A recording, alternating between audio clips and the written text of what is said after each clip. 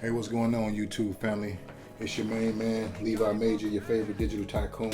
Coming to you today to basically do a quick review of a piece of gear that I've actually grown to love. It's actually become one of my favorite pieces of equipment, especially for photography. And that piece of equipment is the Samyang 85mm autofocus 1.4 RF lens. This lens right here has become a staple in my ensemble of gear, especially when it comes to just like headshots, portrait photography. I've used it on a couple of family photo shoots, things of that nature. Overall, this is a solid piece of gear. The price on it wasn't too bad. I believe I paid $6.99 without tax. With tax, it came to about $7.47. And I bought this lens in August of 2021, so it's almost been a year, with it being July of 2022. So overall, my experience with this piece of gear has been, quite exceptional, to be honest. The sharpness on the images are extremely clear. I love the colors. They have like thick, almost like saturated, almost not too saturated, but it has that real life quality that I look for in the image. And so for me personally, I've loved working with it.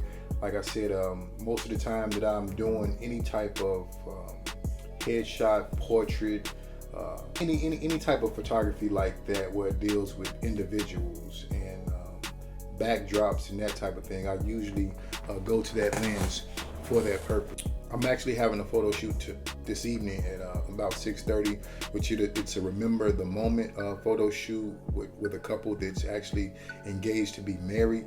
They'll use these images for sending out remember the moment type material for the wedding ceremony. So what I'll do is I'll kind of take you guys along with that, with some behind the scenes of that photo shoot, and so you can also kind of see the end product that I create using the 85mm Samyang. One of the things that I've noticed that I didn't really consider at the time that I purchased the lens, only because I just didn't think about it, is that it's kind of heavy, to be honest. It's quite, it's kind of bulky. It has that robust type feel. It's durable, and so yeah, it does have some weight to it. It's not extremely heavy, but it does have weight to it. And so one of the issues that I've ran into with another piece of gear that I have, which is the Ronin SC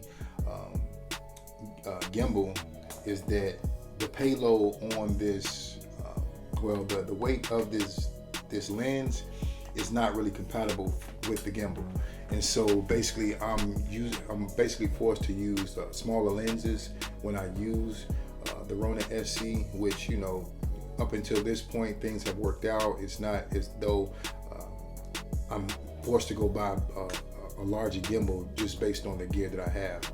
And so, but just keeping in mind for those who haven't went out and purchased other pieces of gear yet, as far as like a gimbal or even this lens, that's one thing that I wish I would have kept in consideration, as far as making sure that when I bought a gimbal, that could handle the payload of the lenses that I was already eyeballing.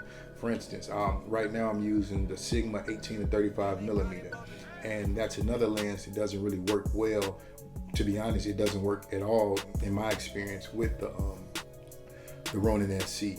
And so, just moving forward, for those of you who haven't went out and purchased these pieces of gear yet, I would encourage you to keep that in mind, because you don't want to feel as if you have gear that's kind of mismatched, where you can't use certain pieces of gear with other gear because of the weight or the payload on things. And so, yeah, what else?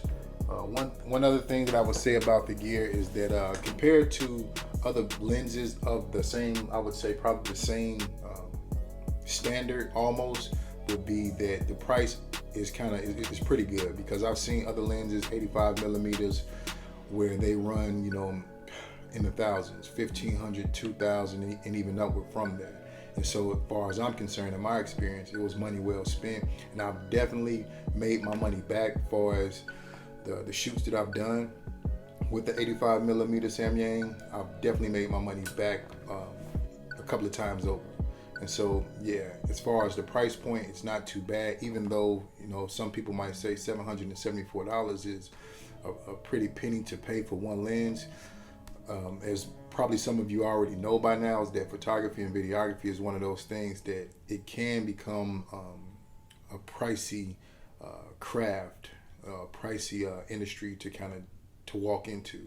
And so hopefully you guys are pricing your jobs, whether it be photography or videography, where you are seeing the money that you spent back, you know, many times over. Taking a look at my notes, let me see. The purpose that I brought,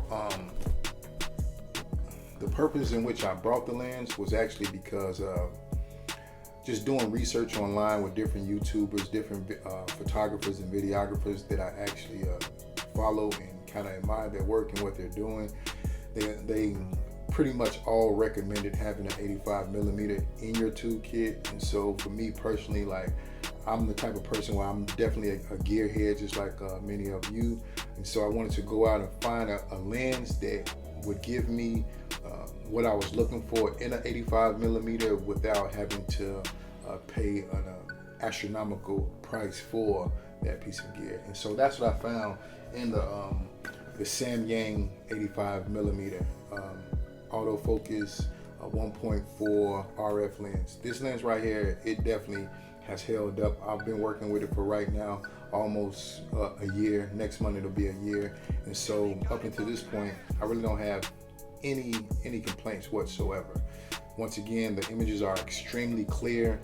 The colors are true. They have that rich, and I think that would be the word that I would use instead of saturated. I would say rich. It has that rich color context that I look for in gear.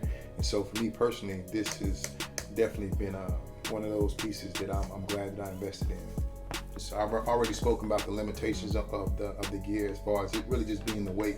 And so I think if I was to buy, or if I was to have the Ronin S gimbal, I think that wouldn't be an issue. But being that at this point I only have the Ronin SC, I have ran into the issue as far as just you know, just the payload on the gimbal not really working well with such heavy lenses. And so that would be my main I guess the only setback that it has for me personally, and that's only because of the gear that I already had bought up until that point. Cool, so I won't keep you guys long. Once again, I just wanted to kind of give a quick review of the 85 millimeter Samyang 1.4 RF lens, just to kind of see, you know, just to kind of give you my take and my experience with it, and also to kind of possibly, you know, shed some light or give some type of insight to other individuals who may be considering this lens compared to other lenses that are a lot pricier, that kind of holds up, you know, similar as far as the quality of images that you will get from it. Once again, this is your man Levi Major, your favorite digital tycoon, just kind of stepping in, giving a little bit of insight on my experience with the lens. Hopefully it's been helpful. If this is something that you liked, enjoyed, or it's been shed any light on what it is that you're trying to create, leave a like. Thanks.